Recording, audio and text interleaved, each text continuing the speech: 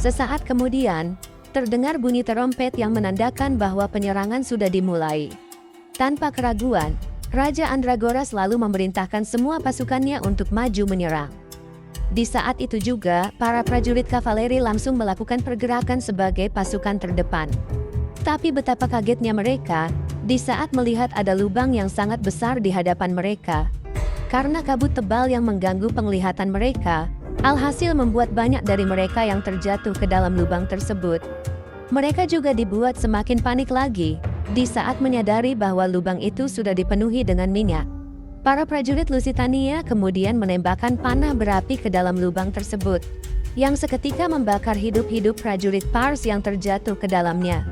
Para prajurit yang lain kemudian memutuskan untuk memutar balik kembali ke pasukan yang lain. Namun, ribuan anak panah yang ditembakkan oleh para prajurit Lusitania langsung menghujani mereka. Sementara itu, tampak Pangeran Arslan yang sangat syok menyaksikan apa yang baru saja terjadi.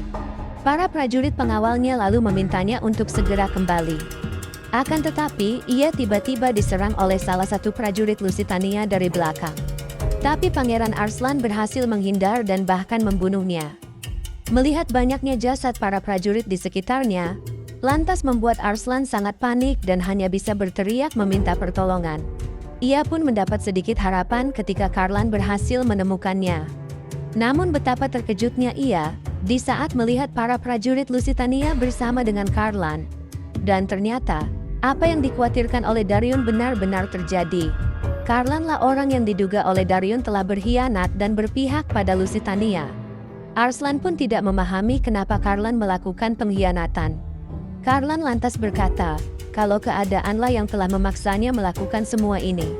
Setelah itu, ia lalu hendak menghabisi Pangeran Arslan yang sudah tidak berdaya. Tapi sebelum itu terjadi, Darion tiba di tempat itu dan langsung menghentikannya. Sama seperti Pangeran Arslan, Darion juga menanyakan apa alasan Karlan mengkhianati Pars. Karlan lalu membalas bahwa apa yang ia lakukan bukanlah suatu pengkhianatan. Ia hanya ingin melakukan kudeta terhadap Raja Andragoras demi kelangsungan hidup kerajaan Pars. Darion pun paham kenapa Karlan sengaja menyuruh dirinya untuk membujuk sang raja agar mundur dari peperangan ini sebelumnya. Hal itu bertujuan untuk memancing amarah sang raja dan membuat jabatannya sebagai komandan pasukan dicabut.